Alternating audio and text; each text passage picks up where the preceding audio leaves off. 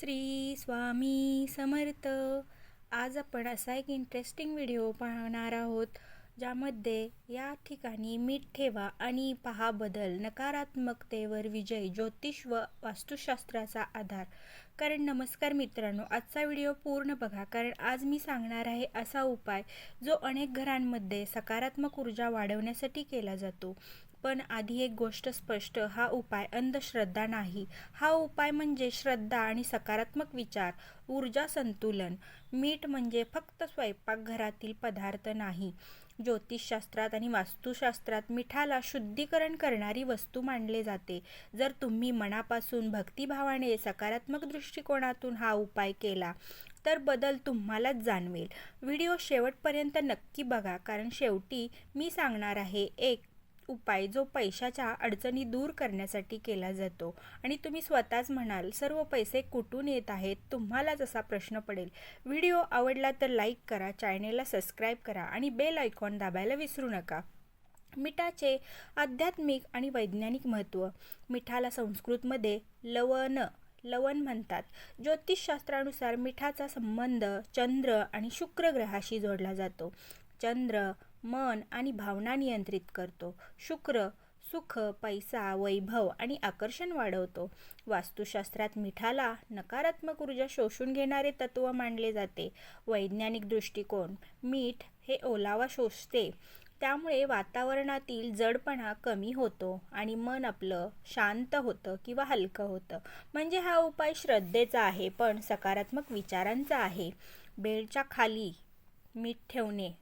जर घरात सतत भांडणे होत असतील, झोप नीट लागत नसेल, वाईट स्वप्ने येत असतील तर काय करावे? एका काचेच्या वाटीत खड्या मिठाचे छोटे प्रमाण घ्या. ते बेडच्या खाली ठेवा. प्रत्येक शनिवार किंवा अमावस्येला ते मीठ बदला. जुने मीठ पाण्यात विरघळून वाहत्या पाण्याला टाका. यामुळे झोप सुधारेल, मानसिक ताण कमी होईल, घरातील वातावरण हे शुद्ध आणि शांत होईल. पण लक्षात ठेवा, हा उपाय श्रद्धेने करा, भीतीने नाही. बाथरूम टॉयलेटमध्ये मीठ ठेवणे. वास्तुशास्त्रानुसार बाथरूममध्ये नकारात्मक ऊर्जा जास्त तयार होते. हा उपाय एका कोपऱ्यात वाटी खडे मीठ ठेवा. आठवड्यातून एकदा बदला. शक्यतो शनिवारी बदलायचं आहे. शक्यतो प्लॅस्टिकऐवजी काचच वापरा. काचेचा बाऊल हा ठीक राहतो, म्हणजे वाटी, काचेची वाटी तुम्ही ठेवू शकता.